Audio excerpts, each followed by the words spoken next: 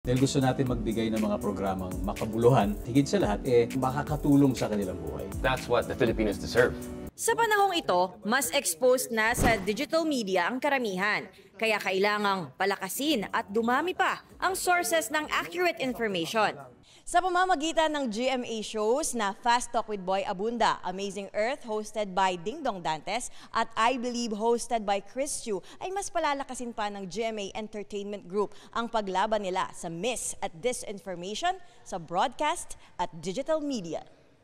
Matuto, matuwa, B1, tama. Bilang mga padre de pamilya, sinisimula ni Ding Dong Dantes at Chris Chu sa kanilang tahanan ang pag-check kung accurate at educational ang impormasyong nasasagap ng kanilang pamilya. Pag sa halimbawa hindi ka sigurado, tanungin mo ako o tanungin mo siguro mag-cross-check. Yung mga kids natin dong, no? Or about the same age, pinanganak sila, lumalaki sila na talaga ito na yung mundo nila. Kaya ako naging mas passionate about itong cause na ito of educating people to be discerning, pagpili ng tamang impormasyon, tamang asal. Ang celebrity talk shows and entertainment programs, hindi chismis na makakasira ng reputasyon ng pinag-uusapan.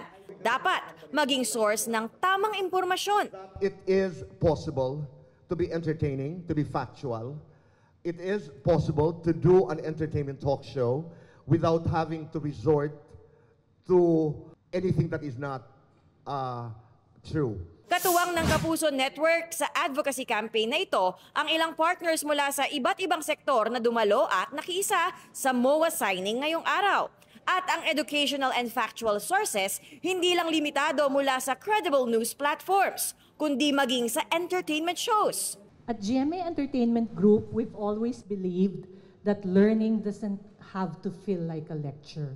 It can be fun, exciting, and yes, even binge-worthy. On our 75th anniversary, we're leveling this up with Matuto, Matuwa, B1, Tama.